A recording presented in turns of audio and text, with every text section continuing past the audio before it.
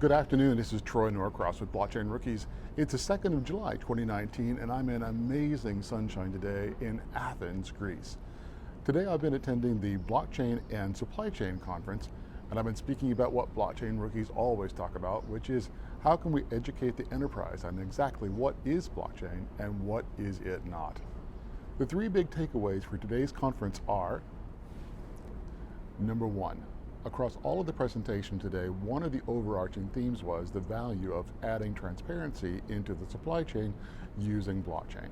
Whether that's adding transparency from a food safety perspective, or whether it's driving customer engagement, or whether it's proving provenance.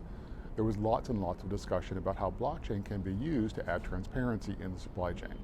Now, what that typically means is you've got a digitized supply chain and you're recording all of the information from all the various stakeholders and maybe even some devices like IoT devices, and recording that information into a single source of truth, and that would be on a blockchain.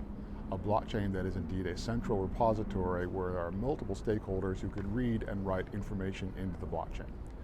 I think one of the things that we talk about as supply chain transparency shows a lot of value across society, shows safety value, shows value to end customers, but one of the challenges is it doesn't necessarily drive enterprise business value.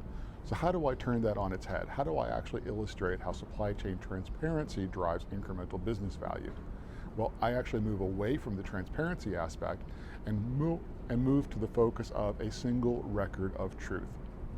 And by a single record of truth, it eliminates one of the big costs in enterprises, and that would be the cost of reconciliation. When you've got multiple data sources from multiple stakeholders and you're trying to do reconciliation, that's a huge cost. It's prone to errors, it's prone to fraud, it's prone to miscommunications, it's prone to disputes. But if everyone agrees to a single record of truth, that can actually significantly reduce the cost of reconciliation. That's a big cost savings, and if it can be proven to be true, then that's great. But the obstacles to most of these things are not about blockchain technology. The obstacles are in A, getting all the stakeholders to come together and agree that they should all use a blockchain.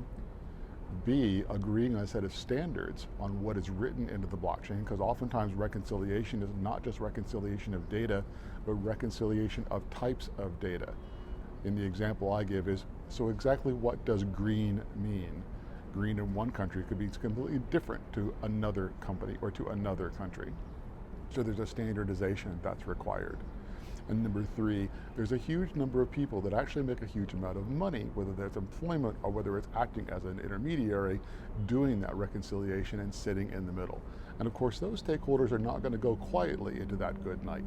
They're going to fight for their place and they're going to try to disprove blockchain as a viable technology.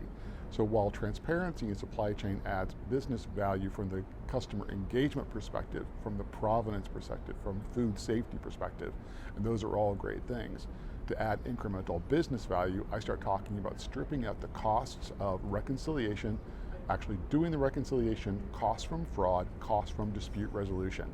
And the challenges again are, how do you actually go about doing this in an area where you have to get multiple stakeholders to agree on a fixed set of standards? The number two thing I'll take away from today's blockchain and supply chain here in Athens, Greece, is that there were a number of big name players here today. IBM was here, Accenture was here, EY was here. We had the EU, IBM was here, Accenture was here, EY was here, the EU Blockchain Observatory was here, we even had representatives from the World Bank. So these are not small companies. The attention and focus on blockchain as an emerging technology is as strong as ever. We're having slower adoption than a lot of people would like, including myself. But it doesn't take away from the fact that there are big name companies who have recognized the value that blockchain can indeed bring and are moving people forward, not unlike Blockchain Rookies, and trying to drive education, to drive proof of concepts, and drive into actual business value creating production projects. Number three, the other one that kept coming up in a number of different presentations was the word governance. If we're going to talk about having multiple stakeholders all working together on a blockchain project, that means that no single individual company or entity owns the blockchain. No government owns the blockchain, no single company owns the blockchain, and that typically means there's an industry association there's a foundation, there's a consortium, but there are a group of stakeholders that all agree to come and work together. In order for that to work most effectively, you need strong governance. What does governance mean? Governance in the case of blockchain means that we need to have a method by which we can record people who join the blockchain. We decide who can read, we decide who can write, we decide how to evolve the blockchain as a project from a software development perspective. How do we actually agree to the standards like I was referring to otherwise? If you don't get it right, what you wind up with is one company takes the leadership role and develops a blockchain project. But in the end, everyone else says, well, that's so-and-so's blockchain, why would I want to join that? What you want is you want to build an industry-wide blockchain, and yes, one company may take the lead in the developing of that particular blockchain, but at the end of the day, the governance means that all parties, large and small, can have an accurate representation on that particular blockchain. And the last thing, the thing that everybody was doing, whether it was the beginning presentation, the middle presentation, or the end presentation, was trying to describe to people in easy to understand language what is blockchain. We are still in a very early days of blockchain at the enterprise level, and people are still confused. They're still not quite sure what is blockchain. If you'd like to see how Blockchain Rookies talks about what is blockchain and what are cryptocurrencies and 4 other great videos, be sure and follow the link below and you can see what we did with SVK and Blockchain Rookies in Blockchain Essentials. This is Troy Norcross with Blockchain Rookies. It's the 2nd of July 2019 and we're in Athens, Greece. Today we were attending the Blockchain and Supply Chain Conference.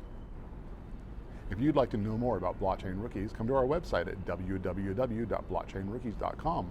Follow us on Twitter on @IGetBlockchain. Follow me personally on @Troy_Norcross.